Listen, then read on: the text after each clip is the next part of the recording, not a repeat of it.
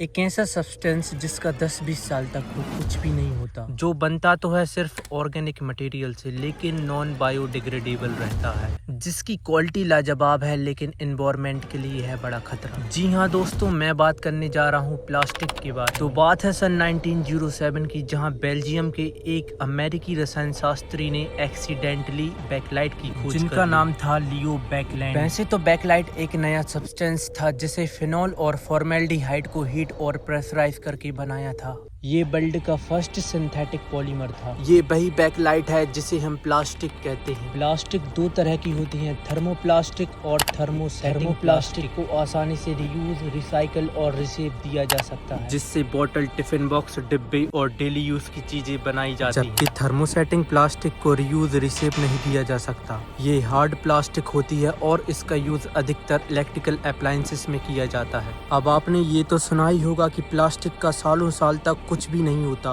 Plastic easily decompose नहीं हो पाता है। इसके पीछे कुछ रीजंस हैं। प्लास्टिक का strong chemical structure. Plastic carbon molecule की लॉन्ग चेन से बनता है जिसे पॉलीमर कहा जाता है। ये चेन इतनी स्ट्रॉन्ग होती है कि सनलाइट, वाटर और माइक्रो ऑर्गन्स इसे इजीली डिकम्पोज नहीं कर पाते हैं। और अधिकतर प्लास्टिक पेट्रोलियम ऑयल से आती है, तो माइक्रो ऑर्गेनिज्म इसे इजीली डाइजेस्ट नहीं कर पाते। प्लास्टिक एक non reactive man made substance है जो कि हवा, पानी और मिट्टी से रिएक्ट नहीं करती। अब आप ये तो समझ गए होंगे कि प्लास्टिक नेचर के लिए हानिकारक है, तो गवर्नमेंट इसके यूज पे बैन क्यों नहीं लगाती। 2025 का डेटा कहता है कि इंडिया में लगभग 70 लाख लोग प्लास्टिक इंडस्ट्रीज में काम करते हैं, जो कि एक बड़ा नंबर। और प्लास्टिक एक सस्ती, सुविधाजनक चीज है, कम वजन और पैकेजिंग लिए अच्छी है। शायद यही कारण है कि गवर्नमेंट प्लास्टिक के यूज पे एक्शन नहीं लेती। प्लास्टिक को कभी जलाकर, जमीन में गाड़कर या नदी नालों में फेंककर डिकम्पोज नहीं किया जा सकता। हम प्लास्टिक को कबाड़ी में बेचकर ही रिसाइकल, रीयूज और डिकम्पोज कर सकते हैं, ताकि वो रिसाइकल इंडस्ट्रीज में जा सकें।